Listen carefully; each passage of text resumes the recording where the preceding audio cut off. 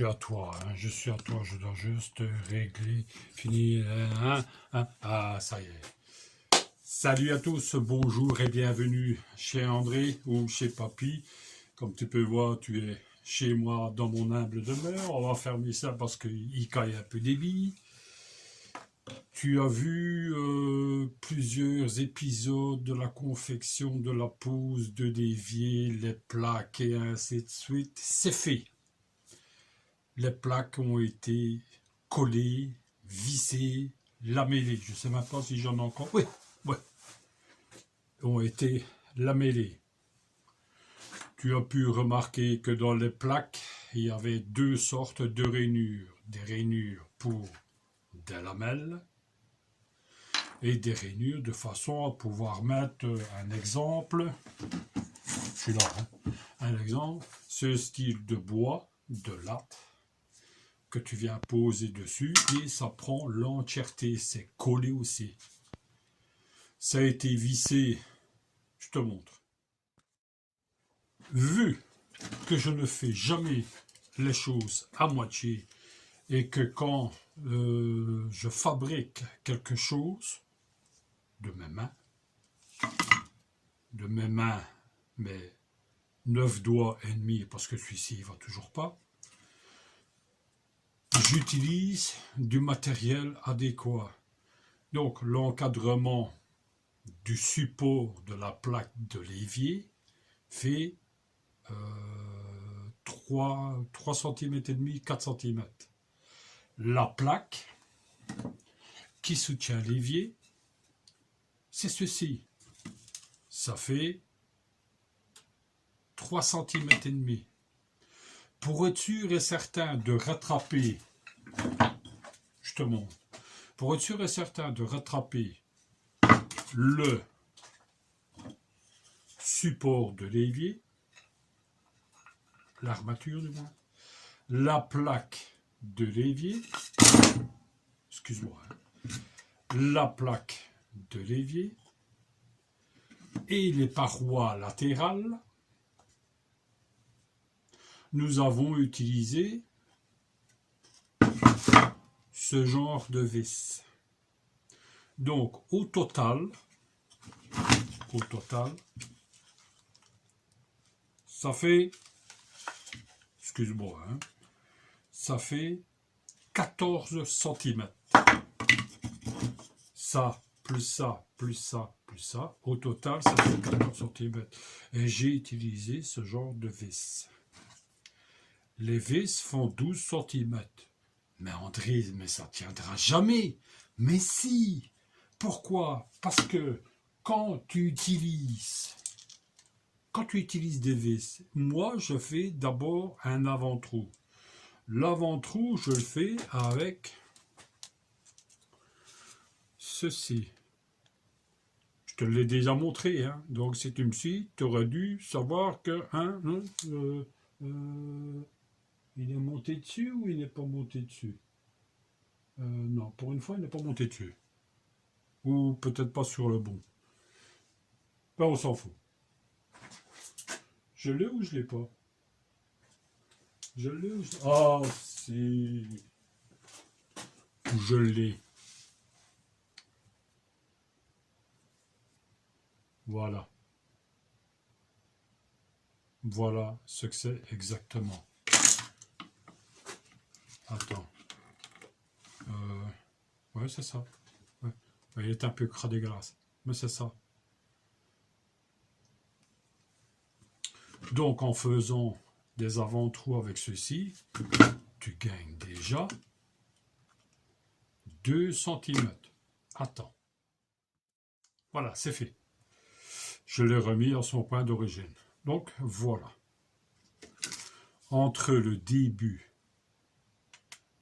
et la partie inférieure, j'ai 3 cm. 3 cm plus les 12 cm, ça fait 15. 15 et j'ai 14. Donc, ce qui veut dire que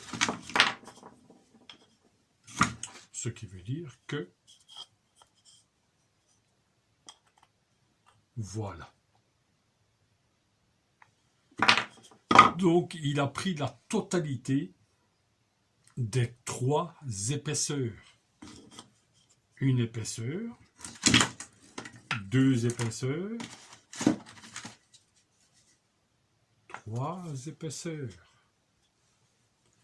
Donc, il a bien pris la totalité. Il a bien pris la totalité. Donc, je suis peut-être qu'un bricoleur, mais quand j'avance quelque chose, j'aime bien expliquer pour dire comment on dit. Voilà. La preuve par 4. Pourquoi par 4? Parce que 1, 2, 3, 4. Voilà, on va dire 5. Allez, la preuve par 5. Ça, c'est une chose. Dans les shorts, ou alors dans les vidéos précédentes, tu aurais dû voir que j'ai pris un morceau de plexiglas que j'ai coupé à la main pour être sûr et certain que ça soit taillé convenablement. Et nous avons fait aussi ceci. Le trou intérieur d'évacuation de la chambre de visite, 18 de côté. J'ai vraiment la gueule de l'emploi. 18 de côté. Donc, ce qui veut dire que ce qui sont vissés, avant-trou, vissés, collés. Je suis jamais assez prudent, 2 vis à chaque fois. 2 vis à chaque fois. Ceci est les repères, de façon à ce que quand je vais le poser, l'autre va venir dessus avec les repères qui se trouvent là. Les avant-trous sont déjà faits, tu vois, les avant-trous sont déjà faits de façon à pouvoir le fixer sur le socle en béton que j'ai fait, béton préparé, pardon, le béton préparé que j'ai fait et que tu auras dû peut-être déjà voir avant. Les autres trous qui sont là, ben c'est les trous que vont recevoir la plaque de plexiglas non transparent. Donc, à l'heure actuelle, siliconé,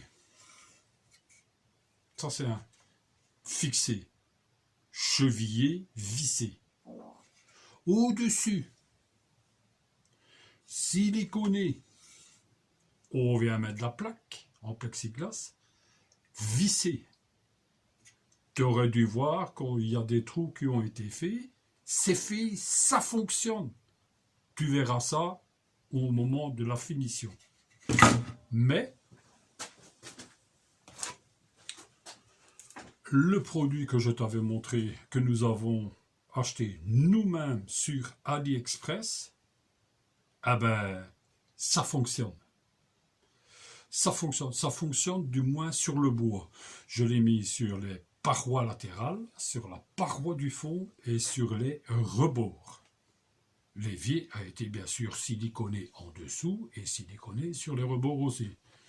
Je suis peut-être con, je suis peut-être qu'un bricoleur, mais je suis pas con. Je sais qu'il faut protéger un maximum. Le reste du produit, si ça fonctionne, par rapport au produit qui me reste, j'ai un escalier, marche et contre-marche, qui a déjà été mis en couleur. Je vais mettre ça pour voir si ça fonctionne réellement sur le béton. Mais sur le bois, ça fonctionne. J'ai mis un short. J'ai créé un short exprès là-dessus. Et je vous l'ai montré. Ceci a été mis avec ceci. L'intérieur va être protégé avec ça. Je ne suis jamais assez prudent.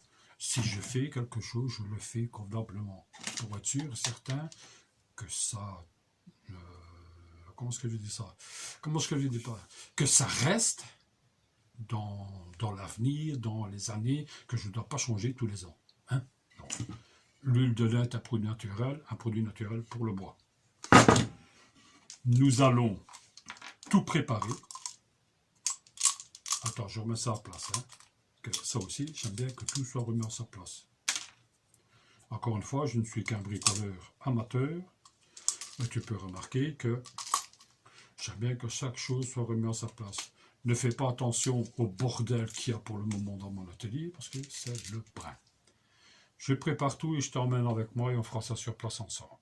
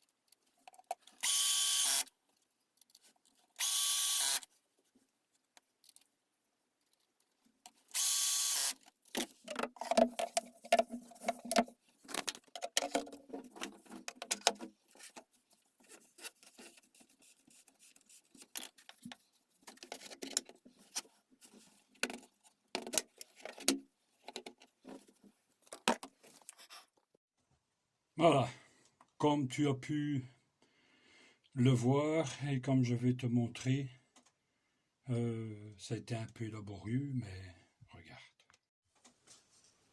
Ça, voilà, ça y est, c'est fait. Bon, pour commencer, socle en bois de 5, 5, 5, enfin de 5 partout, la largeur de 5. La plaque en plexiglas a été prédéfinie et coupée. Scie à cloche numéro 44, enfin diamètre 44 pour un diamètre de 40 en évacuation. Le tuyau de flexible, c'est du 40.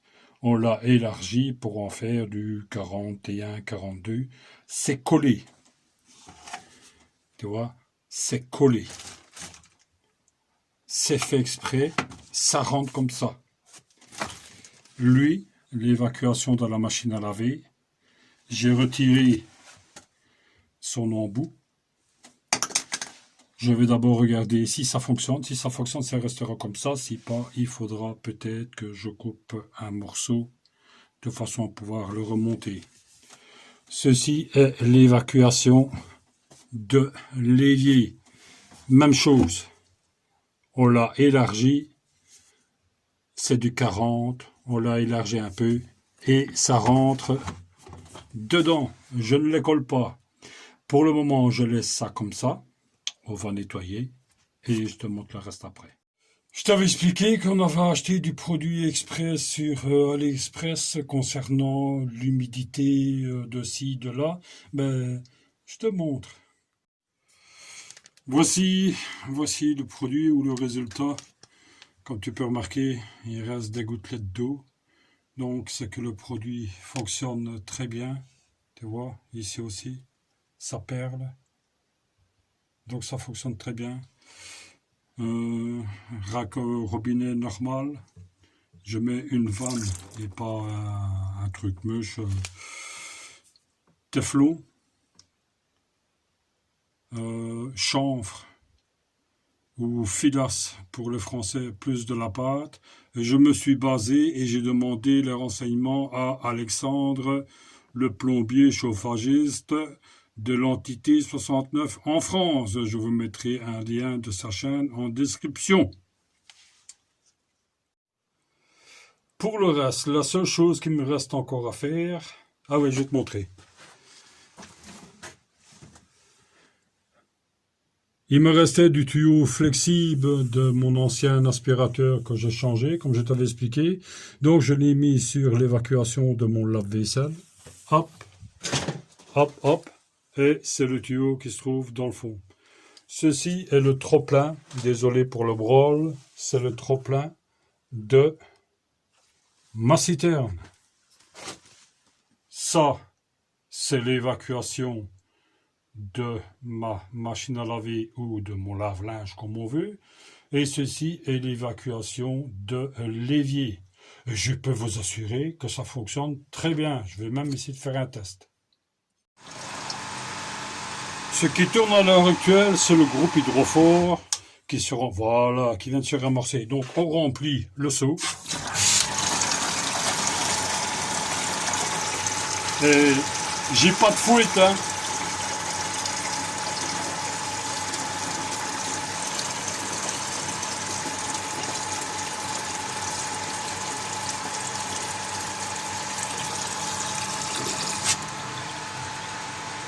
On va attendre que le groupe s'arrête. Voilà, le groupe est arrêté. Ça ici, j'ai demandé à madame la distance qu'elle voulait pour ne pas trop éclabousser. Bon, maintenant, on écoute le résultat que ça donne en dessous. Allez, on y va.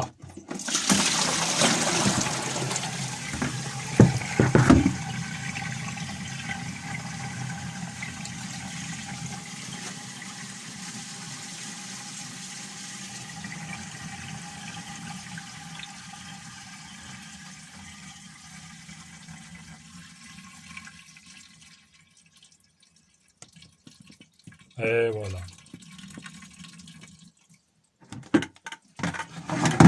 Et on peut remarquer il n'y a rien qui passe. On peut remarquer qu'il n'y a rien qui coule. Ça, c'est mon raccord en Alpex avec une simple vanne. Tout est déjà raccordé dedans. Si malheureusement ça viendrait un peu à couler, ça c'est rien, je peux vous assurer que c'est rien. Si je vois malgré tout, bah alors à ce moment-là, je sais que je peux me permettre de coller cette partie-ci par rapport à ça ici, ou de l'enfoncer un peu plus. Le fameux produit que je te disais, hein, que nous avons acheté sur AliExpress, regarde. Il ne s'imprègne pas dans le bois, regarde. Il colle. Donc ce que je fais, pour ne pas avoir trop de merde à terre, eh ben on l'essuie. En direct de la cave de chez Papy, eh ben voilà, encore quelques petites transformations, mais pour ça je vais arrêter de vous casser les couilles pour vous montrer ce qu'on va faire. Mais je tenais à vous remercier de votre patience. On va faire ça comme ça. Je vous remercie de votre patience que vous avez eu à regarder toutes ces émissions, tous ces feuilletons, toutes ces vidéos, tous les shorts que j'ai pu faire. Je remercie tous ceux qui ont visionné tous les shorts. Je tenais aussi à remercier tous les commentaires que j'ai reçus, aussi bien les anciens que les nouveaux. Ouais, belle couleur, hein. Mais ça j'ai déjà dit. Jaune, rose. Comme je t'ai déjà dit, je vais pas me casser le cul à les remettre en couleur, hein. Ça tu peux oublier. Enfin voilà, ceci termine. Comment est-ce que je vais vous expliquer ça? Ouais, ceci termine l'installation d'un évier de buanderie, parce que c'est un évier de buanderie que nous avons acheté sur Amazon. Le multiplex ou l'Alpex, je l'avais déjà.